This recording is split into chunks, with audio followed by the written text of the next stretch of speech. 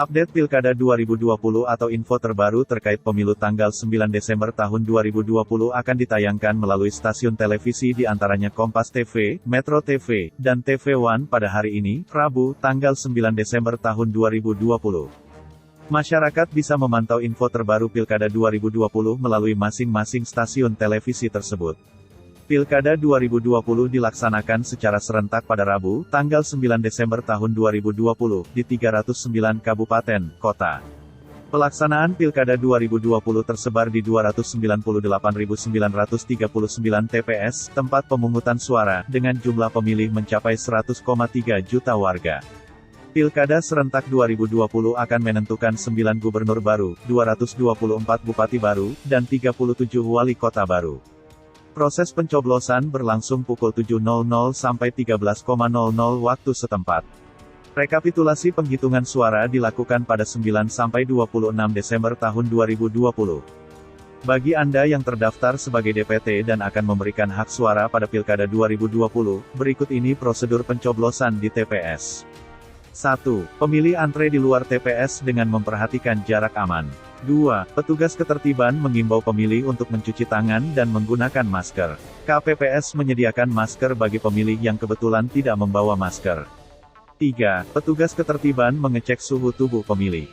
4. Pemilih menggunakan formulir model C daftar hadir KWK setelah menunjukkan model C pemberitahuan KWK serta KTP elektronik kepada KPPS. 4. 5. Petugas KPPS memberikan sarung tangan plastik kepada pemilih. Namun, pemilih disabilitas netra tidak disarankan menggunakan sarung tangan plastik. 6. Pemilih menggunakan sarung tangan dan menunggu giliran dipanggil di kursi yang telah disediakan dengan tetap menjaga jarak. 7. Ketua KPPS memanggil pemilih untuk mengambil surat suara. Kemudian pemilih memeriksa kondisi surat suara sebelum menuju bilik suara. 8. Pemilih menggunakan hak pilihnya dengan mencoblos menggunakan alat coblos paku yang disediakan. Pemilih tidak diperkenankan mencoblos menggunakan alat coblos lain. Pemilih juga tidak diperkenankan untuk mencoblos dengan rokok atau api. 9. Setelah mencoblos, pemilih memasukkan surat suara ke dalam kotak sesuai dengan jenis pemilihan dipandu oleh petugas KPPS. 10. Lalu, pemilih membuka sarung tangan dan membuang sarung tangan di tempat sampah yang telah disediakan di dekat meja KPPS.